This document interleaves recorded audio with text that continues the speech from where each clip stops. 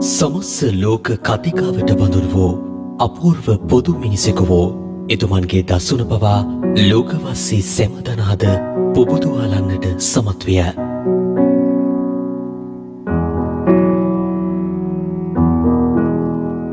තමන් සෑම මිනිස්සාගේ පාප් වහන්සේ බව එතුමන් සිය දෙවි මඟ තුළ ක්‍රියාවෙන් වචනයෙන් අපට පසක් කළේය.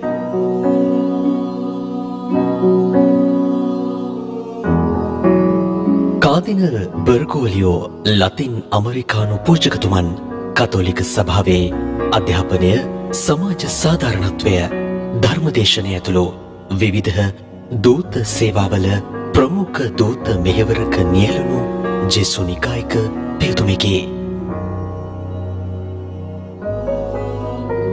ලොව කුඩාම ස්වාධීන රාජ්‍ය වන වතිකානයේ නෛතික පාලකයානෝද එතුමන් විය. පදවි ප්‍රාප්තියෙන් නොබෝ දිනකින්ම එතුමානෝ සුදතුම් පියාණන් ලෙස ක්‍රිස්තුන් වහන්සේගත් මග පියවර ඔස්සේ පියනැගූ දරිද්‍රයන්ගේ ප්‍රේමවන්තයා විය.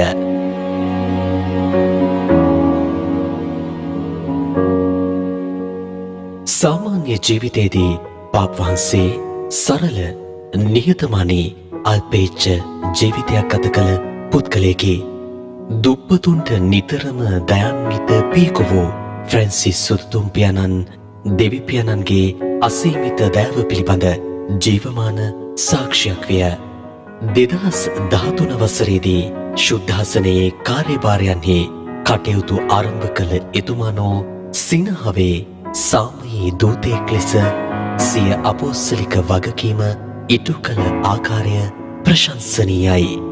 අතිඋතුම් ෆ්‍රැන්සිස් සුදතුම් පියාණන්ගේ දුර කාලයෙන් වසර 2ක් අවසන් වීමටත් පෙර එතුමන්ගේ නම නොබෙල් සාමත්‍යගේ සඳහා තෙරීපත් විය.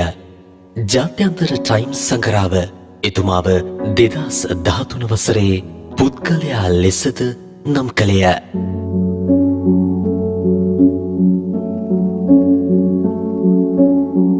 උතුම් මෙහෙවරක නියැලෙමින් සිය දූතකාර්ය සිදු කළ එතුමානෝ පසුගිය පෙබරවාරි මාසයේදී රෝගී වීමෙන් රෝහල්ගත කළේය. ඉන් අනතුරුව නැවත සුවය ලබා විවේකීව කාලය ගත කරමින් සිටියදී එතුමන් ස්වර්ගස්ථ විය.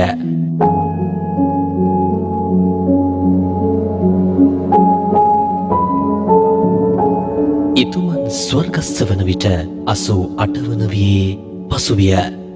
සාමය ලෝකය ගැන දෙවියන් වහන්සේගේ සිහිනයයි මානව වර්ගයා පිළිබඳ දෙවියන් වහන්සේගේ සැලැස්මයි.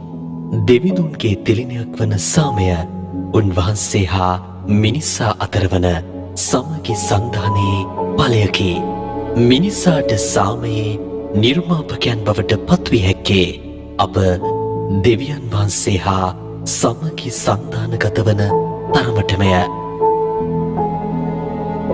සසුනිසුරාණන් වදාළ ඉවදන් සෑම හදවතක් තුළම රැව් පිළිරැව් දේවා.